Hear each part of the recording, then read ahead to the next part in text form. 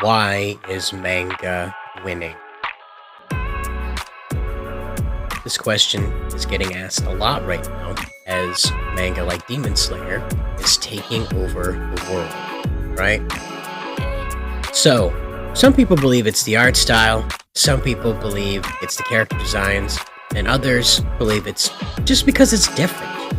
I'm here to tell you it's because there's passion in it. And passion is sort of scary here in the West because we've had it almost entirely wrung out of our entertainment. It's almost all by the books, by algorithm, by scientific research, think tank, or an AI. But with these creator-owned stories that aren't tested by a think tank, and instead they're featured in a magazine, a weekly magazine that readers have to vote on, right? So over the years, this has really wrung out the bad and the fat and the dead weight that are in these stories that become visual manga. The tropes that we attribute to stories like Demon Slayer, My Hero Academia, even Dragon Ball Z, the granddaddy of all tropiness. These are story elements and story structures that are proven to sell and sell big. I read Shonen Jump as a teenager, almost religiously. I would wait by the mailbox for it every month, whereas in Japan it came every week. But it was still the same style of shonen anthology, so there were many different exposures to different shonen style storytelling. So here in the West, we didn't get to vote on these things. The people in Japan got to vote on them every week. So based on popularity, every month, either what you liked was still there or maybe gone because in Japan it wasn't popular. Which brings us to products like Demon Slayer. Now, Demon Slayer does not stand out because of its art style. It does not stand out because of its striking and new way of attacking storytelling. It in fact falls back on every successful trope there is and exploits it nearly to its maximum. But it isn't just about nailing what works. It's also about being full of passion.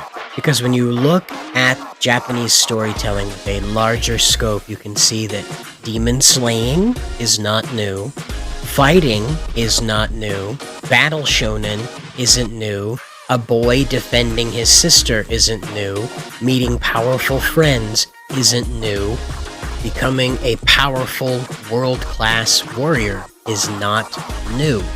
But having all of those things together, paired with burning passion, that's the key. We see that play out every time over and over with these stories from Japan that take over here in the West. We saw it with Dragon Ball Z, we're seeing it with My Hero Academia, and now you're going to have front row seats to Demon Slayer doing the same thing as its predecessors. And passion is kind of a vague word, right? Passion's kind of hard to nail down, because passion can take many different forms. You and I can be passionate about cooking, we can be passionate about anything under the sun, really. Even when it comes down to the art style in Demon Slayer, passion's just sort of all over the place. The fight scenes look really good, but some things in between are sort of lackluster. The thing to remember about all of that, though, is that the characters themselves exude the passion. The kind of power you want to feel out of these characters as they go through the terrible and challenging things that they're facing in this story. Western superheroes lean on moral at the end of the storytelling. It's very plot-driven, so what has to happen in it is character has to get from A to point B, and some things happen in the middle at about A.5. Some interesting things happen before B happens. Now, with a manga, sort of like Demon Slayer, it's character-driven. So the plot can continue to change and evolve and decay and grow, and the characters are what drive it along forward harder and faster than just trying to tug it along to the point B point, the end of the story point. Now, why is that? Well, because in Japan, when you get signed to be in these anthology magazines and to be printed in your own independent handheld manga, you have to keep going. The contract says you can keep selling and making money with your own product so long as they get to continue printing new, they being the corporation, continues to get to print new stories and continue to grow and sell that way. So you are encouraged and in fact sort of trapped into continuing the story for as long as possible. So this is why you end up with products like Bleach or Inuyasha or One Piece that just continue on into infinity, because the characters are what drive it, because the purpose behind it is to continue making money. So the incentive is to create something that can go on and remain fresh, theoretically, forever. And you see that with these battle manga that go on forever. You look at My Hero Academia, this story is far from over, even though it appears to be closing out on the main character. You saw it in Naruto. Naruto can continue going. It's moved into Boruto now. Dragon Ball Z is still going strong.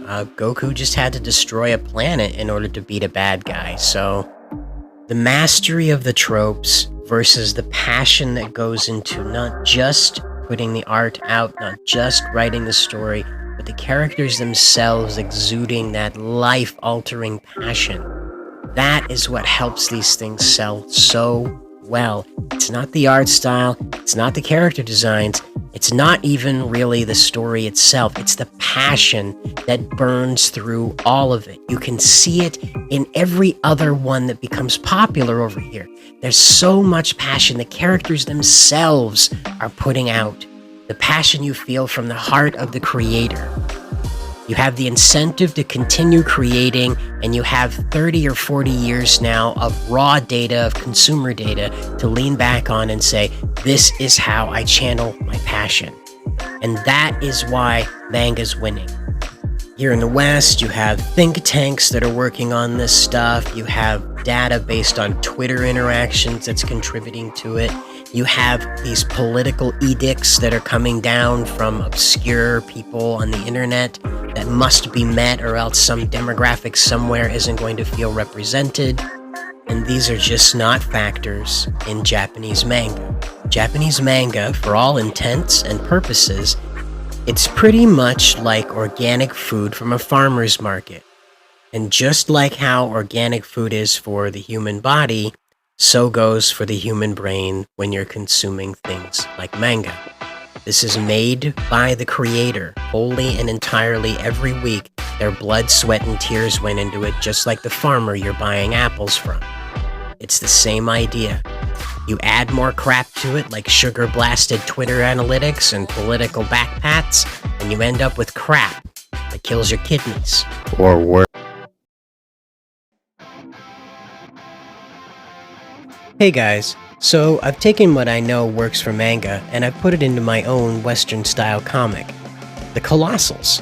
It's a 64-page, full-color action-adventure that drops you into the Ciderverse 10 years in progress. You'll meet heroes like Star Supreme, Razor, Hypercussion, Isaac, Shadow Spinner, Sola, and Delilah Church, and they're all up against some of the greatest challenges they've ever faced. I'm bringing it to Indiegogo, and I'd like to ask for your support in manifesting the Ciderverse's first installment. The link is down in the doobly-doo, and feel free to leave a comment here letting me know what you think about this take on manga. Maybe make your own video about it. There's lots of opinions out there. See you in the next video.